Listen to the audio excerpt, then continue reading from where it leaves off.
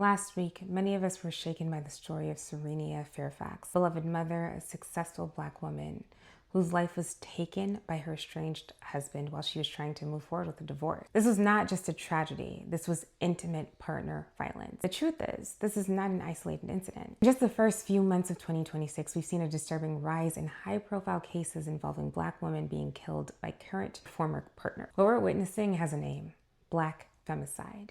And it demands our attention. Globally, a woman or girl is killed by someone in her own family every 10 minutes. In the US, the numbers hit even harder. According to the CDC and the Violence Policy Center, Black women are 2 to 3 times more likely to be killed by an intimate partner than white women. And data from the National Coalition Against Domestic Violence shows that nearly 1 in 2 Black women, about 45%, have experienced physical violence, sexual violence, or stalking in their lifetime. Let that sink in. Nearly half of us. And honestly, this feels personal.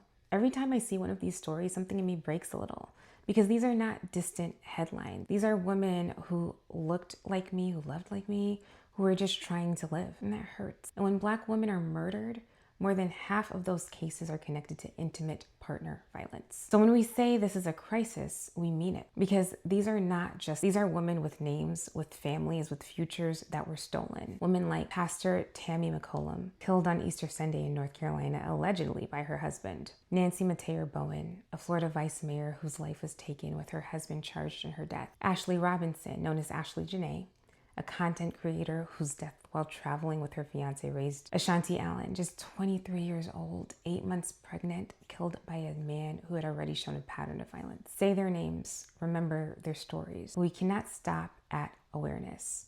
As a community, we have to move differently. We have to speak up when we see signs of abuse, even when it's uncomfortable. Believe Black women when they tell us that they're not. Stop minimizing red flags as relationship issues. Advocate for stronger protections, especially for women trying to leave dangerous relationships. And yes, we have to talk to the men in our lives.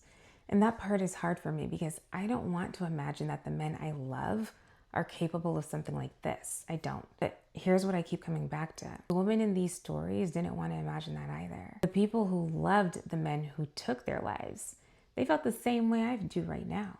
They loved them. They trusted them, which means the work of talking to our men is not optional. It's urgent. We need to talk to them about rejection, about control, about accountability. We need to encourage therapy and encourage emotional intelligence. And we need to hold each other accountable, because silence is part of the problem. Protecting Black women is not just a women's issue.